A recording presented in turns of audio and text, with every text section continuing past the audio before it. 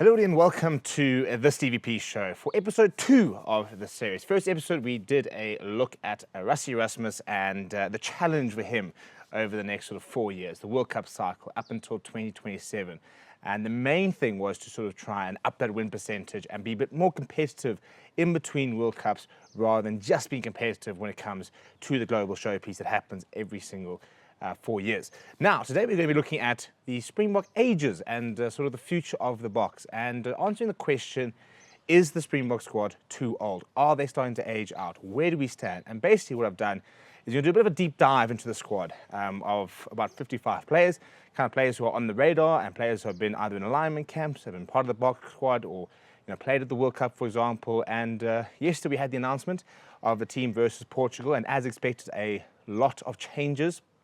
Very new side, a new captain in the former Salman Murat, and very few caps in comparison to the team that faced Ireland last week, which was actually a record number of caps in the starting 15 with 990, I think it was, compared to tomorrow's, or the one that was announced yesterday, which had just 220 odd. So incredible difference in the experience. So basically, we're going to be looking at 3 categories of players today, and we're going to kind of look sort of age-based. And we're going to be looking at players, first of all, how old they are now, but more importantly, how old they are going to become sort of the 1st September 2027, which is, obviously the next World Cup. And we've kind of allocated them as sort of green, orange, and red players. And from an age perspective, we've gone with green being up to 30 years old, including 30 years old. After that, anything older, sort of 31, 32, we've gone with orange, up to 35, and then from 35 onwards, we've gone sort of red. Kind of those are sort of players who. Not every single player is going to be playing international rugby at 35 years old. There's plenty of players who can, but that's kind of sort of the red area. And the reason we've done it like that is because you want to look at players who are going to be in that red zone come the next World Cup, and whether, when do we start phasing them out, or are they type of players that could potentially be ready. And it's very interesting when you look, for example, if you start to see which positions are an issue. So let's have a look at the squad, shall we? So basically, in summary, if we're looking at the sort of numbers come 2027 World Cup, with the current sort of players that are currently sort of in and around the squad, we are looking at potentially 32 players being sort of above the age of 30 come 2027 World Cup, of which 9 will be in that sort of red zone, that above that 35 and above. But below 30, there are actually 21 players in the mix at the moment, which is full 15, almost full 23. So it's a pretty nice blend at the moment of youth and experience. And I think it kind of shows you how much we're not going to discard players, for example, just yet. There are lots of young players coming in. For example, Kane Moody, still 21 years old. Andre Hiko-Fenta, I think 22 years old.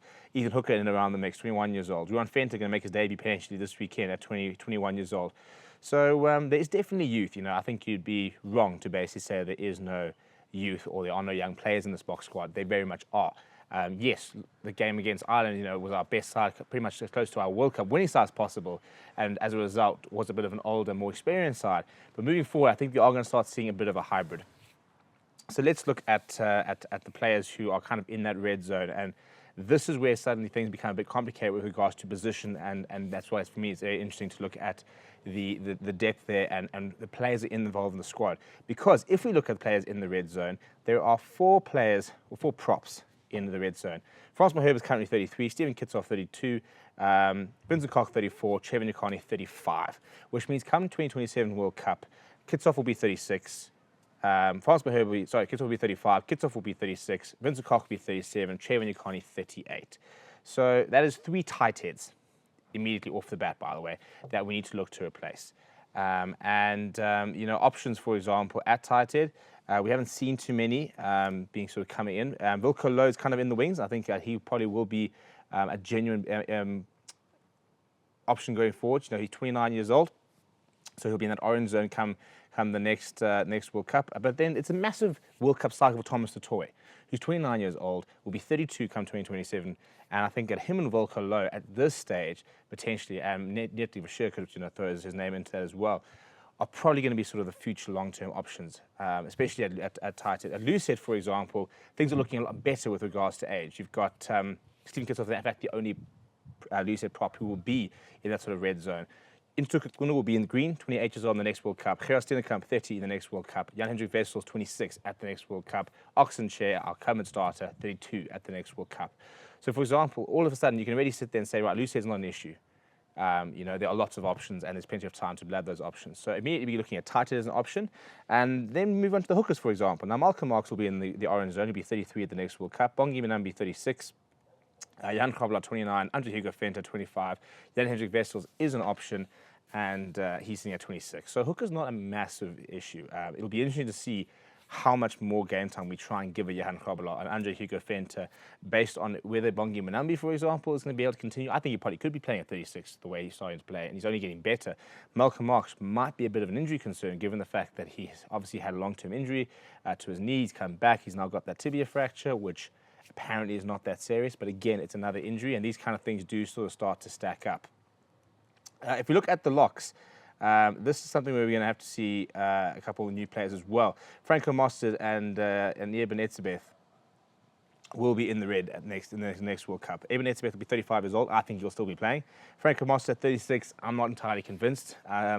We'll have to wait and see how he responds to for example, this broken leg he has and stuff. But Archie Snyman, 32 years old, will be in around the mix. Jean Klein will be 34. Leo Diago, if he makes his comeback, will be 34 as well. So that is a position where the players will be a bit older, but there's still a lot of options. And that's before you look at Sal Murat, who will be 29 years old come the next World Cup.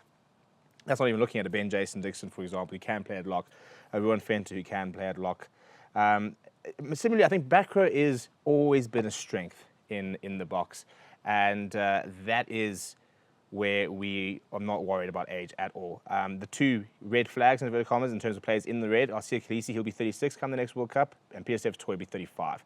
The rest of them all in the green and the orange, and there's lots and lots of options. Albert Lowe, 27 at the next World Cup. Marco van Staden, a World Cup winner, will be 32 at the next World Cup. Pepsi Buthelezi making his debut this weekend, he'll be 28 come the next World Cup. Ben Jason Dixon, 29.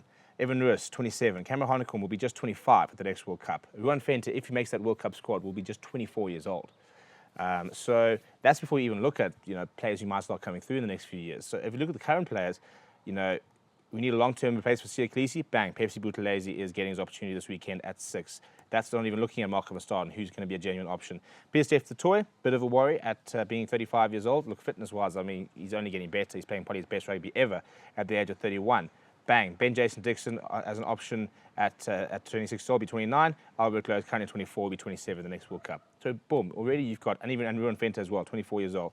So you've got replacements lined up for these players. And that's not to say, by the way, as we go through this list, other players can't come into the mix. This is just currently looking at the current players, and you can kind of see there is a succession plan in place for most positions, but also sort of identifies where the worrying positions are.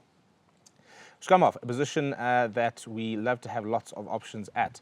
I actually missed out a couple of back row options. Kwaka Smith will be 34, by the way, and Jasper Wies will be 31. So they're still very much in the mix for the next World Cup as well. If you look at scrum off, though, this is where we are going to see changes. Kobus Ryan is 34 years old, be 37 at the next World Cup. I think we'll start seeing it phase out in the next few years.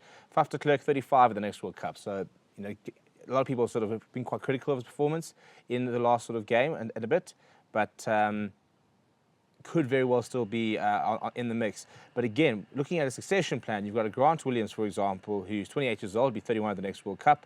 You've got Jaden Hendrickson, who's just 24, played for the Springboks already, would have gone to, would have been involved in the box this season if he hadn't been injured.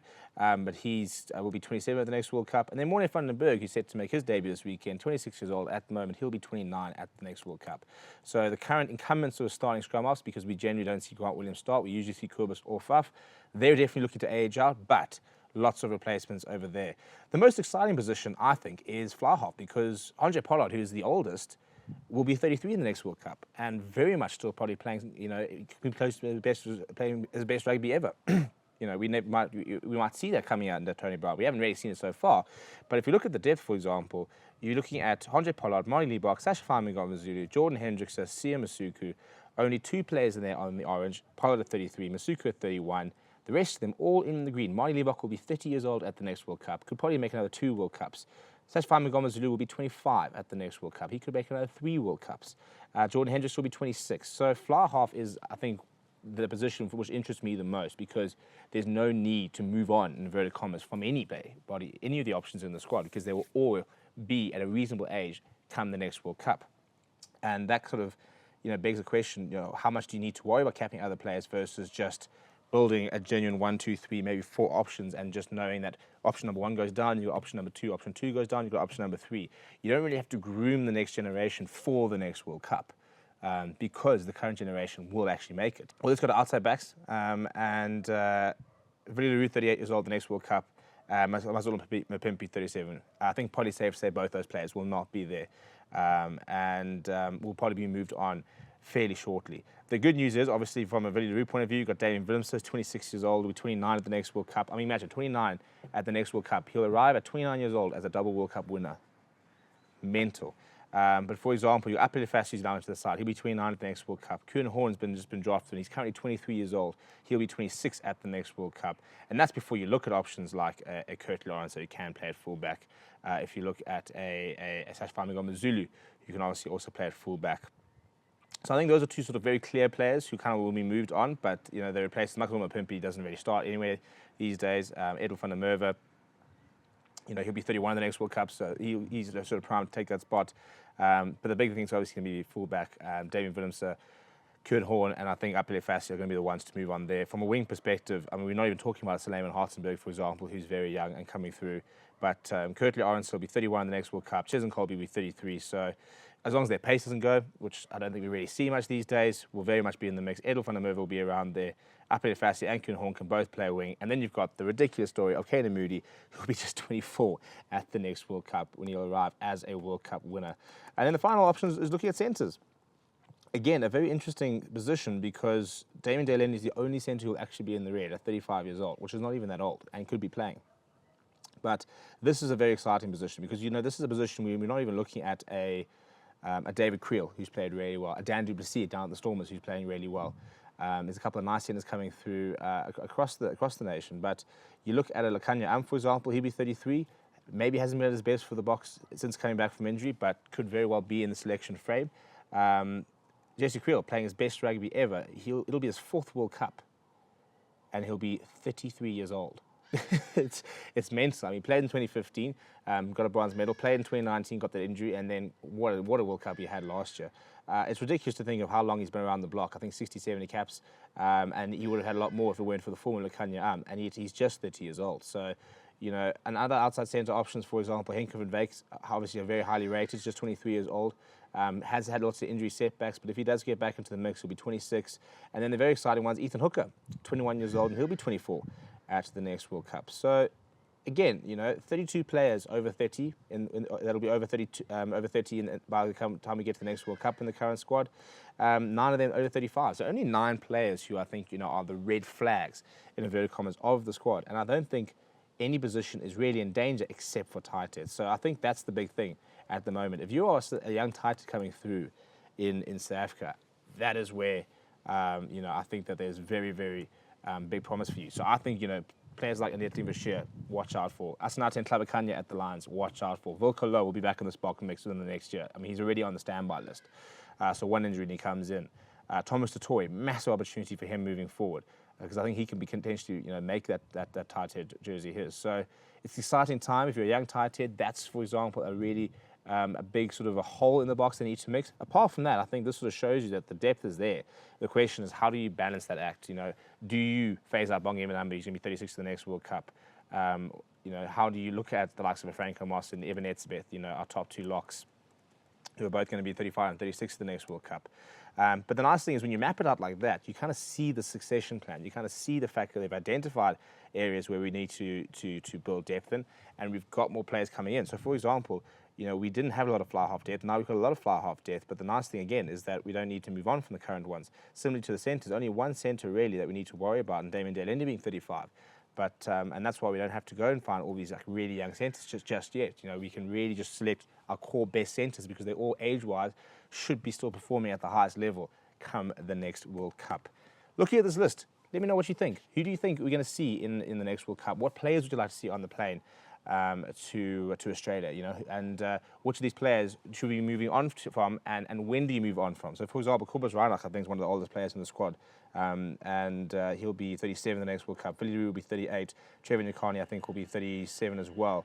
when, or 38, Vince Clark 37, when do we make a move from these players? When do you make a decision, right, I'm not going to make the next World Cup, let's start bringing in the next generation of players. Let me know what you think down in the comments below. Smash a like on the video. Subscribe to the Stevie P Show channel. We'll have reaction from the Portugal game, for example. We're doing reaction highlights and hopefully getting some guests onto the show very soon as well. If you have any suggestions on any content you'd like to see, put them in the comments as well. Always open to suggestions. And yeah, it's just a bit of space for me to sort of do a couple of things different from what we see from the usual Forever Sports stuff. So hope you enjoy it and hope to see you soon.